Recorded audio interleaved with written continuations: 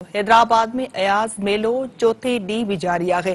खाना बदोश writers cafe पारां 5 ॾींहनि वारे अयाज मेले में गज़ल, अयाज, जदीद दौर जूं सुरमियूं ऐं अयाज, महमूर ऐं हुजूम समेत मुख़्तलिफ़ मौज़ूअनि ते 4 अदबी बहकूं थियूं। तफ़सील लाइ ॾिसूं था फ़हीम बबर जी हीअ रिपोर्ट।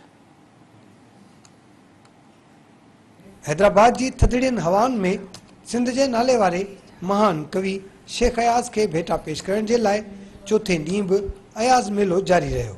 खाना बदोश राइटर्स कैफे जे अंगण ते मुनक़द कयल 7हें अयाज मेले में मुख़्तलिफ़ मौज़ूअनि ते अदबी ऐं फ़िक्री वहकूं थियूं, जंहिंमें नाले वारनि अदीबनि, दानिशवरनि, शाइरनि तोड़े सिविल सोसाइटी जे मुतहरिक नुमाइंदनि शिरकत कई। हर साल पुरजोश तरीके से एक अवामी डायलॉग के लिए स्पेस क्रिएट होती है। उसमें लिटरेचर है, उसमें कल्चर है, उसमें म्यूजिशियंस है, पूरे सिंध को जोड़ता है। और सबसे बड़ी बात है कि ये विमेन लेड है, आगे औरतें होती हैं, तो इस हिसाब से एक बराबरी का तस्वुर, एक हम आहंगी, एक खुद मुख्तार सोच की तरफ अयाज शायरी के थ्रू हम रवा हैं। हर दौर में अयाज जी जगह शायरी है नहीं लगंदी है, उन हवाले से मां समझा थी हर मेलो हुअण घुर्जे। अयाज मेले के हवाले से ॾिठो वञे त ही तमाम बेहतरीन मौक़ो आहे, न फ़क़त छोकरनि जे लाइ त आहे ई आहे, बट ही प्लेटफॉर्म छोकरनि जे लाइ वधीक बेहतर आहे, जेके हिते अचनि थियूं, घणो सिखनि थियूं। ऐं शेख अयाज त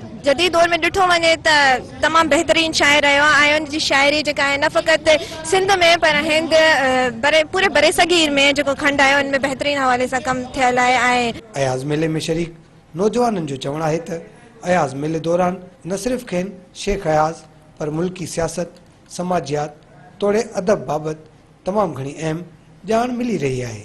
कैमरामैन नसीब सां गॾु फ़हीम बबर, सिंध टीवी न्यूज़, हैदराबाद।